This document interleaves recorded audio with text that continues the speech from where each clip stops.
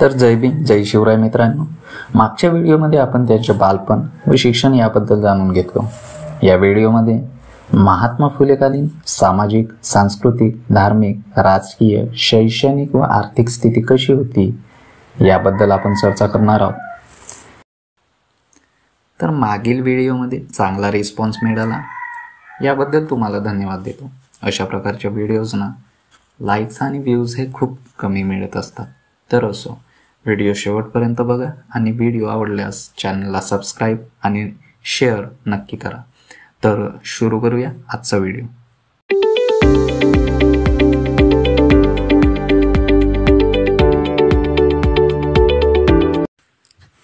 तर पहिला पॉइंट आहे महात्मा फुलेकालीन सामाजिक स्थिती.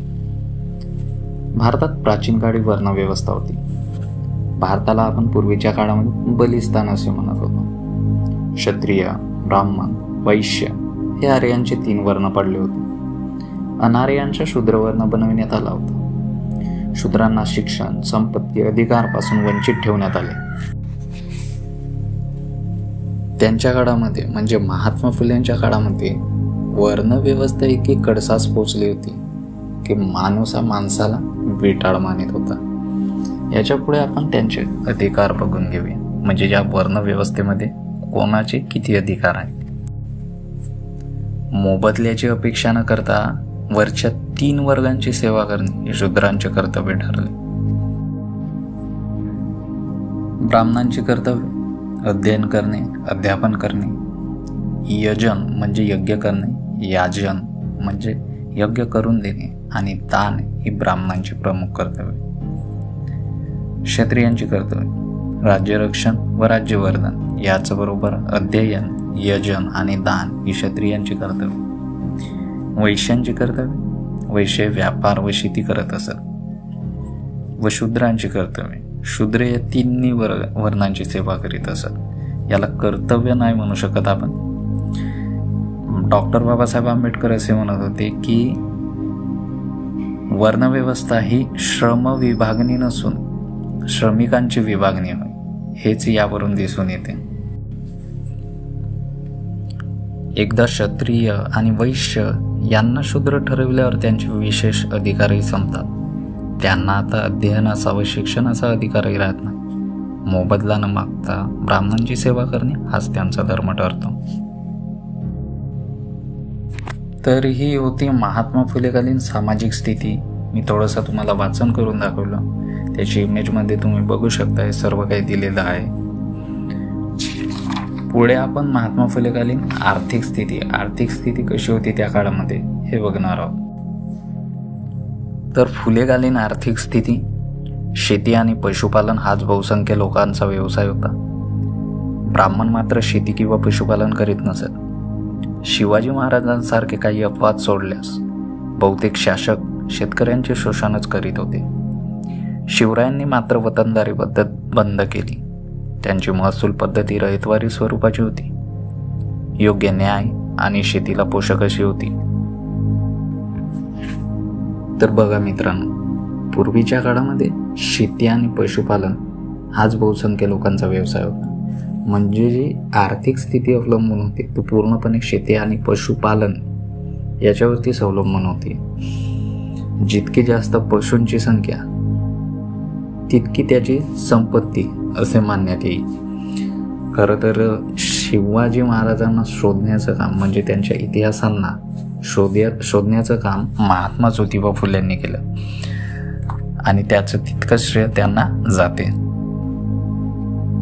तर फुलेकालीन धार्मिक स्थिती वैदिक काळात प्रारंभी निसर्ग शक्तीनाच देवदेवता म्हणून त्यांची आराधना करीत.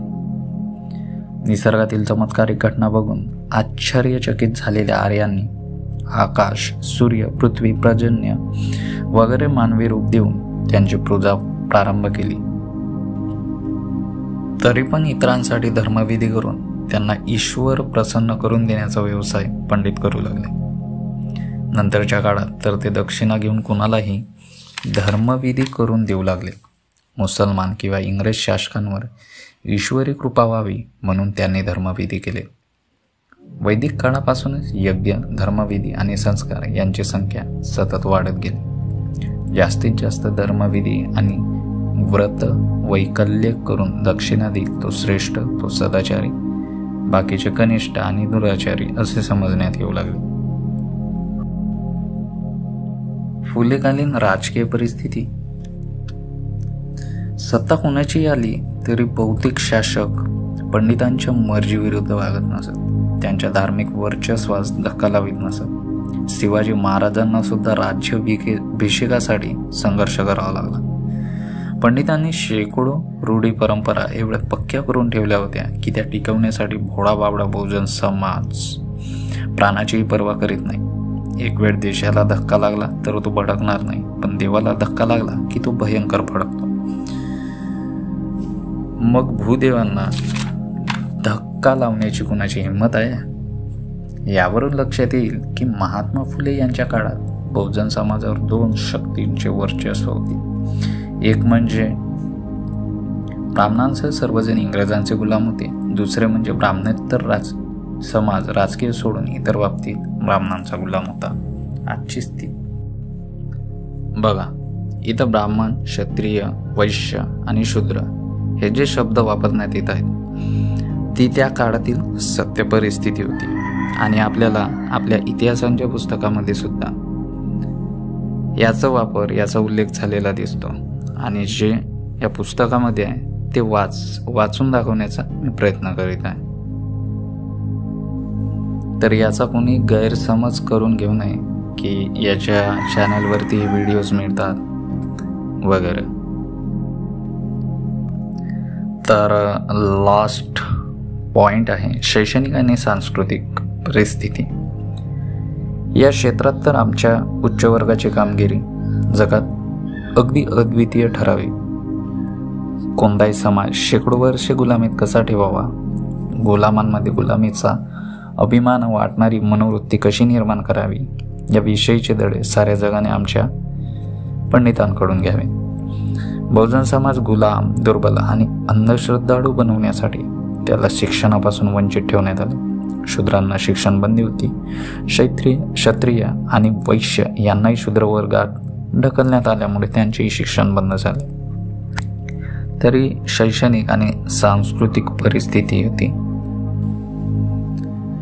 इतकी वाईट परिस्थिती असताना सुद्धा त्यांनी तेवढे कष्ट सहन करून आपल्या जीवाची पर्वा न करता आपले जीवन समाज परिवर्तनासाठी वाहून दिलं. इतकी दूरदृष्टी असलेला व्यक्ती या काळात क्वचितच आढळेल किंवा आढळणारही नाही, म्हणून त्यांची हत्या करण्याचा सुद्धा प्रयत्न करण्यात आलेला होता. तर या व्हिडिओमध्ये आपण बघितलं की महात्मा फुलेकालीन सामाजिक, सांस्कृतिक, शैक्षणिक, आर्थिक, धार्मिक ही स्थिती कशी होती. तर या व्हिडिओमध्ये फक्त इतकंच. भेटूया नेक्स्ट व्हिडिओमध्ये नव्या माहितीसह. जर या चॅनलला तुम्ही अजूनपर्यंत लाईक, सबस्क्राईब आणि शेअर नसेल केले तर नक्की करून घ्या. धन्यवाद.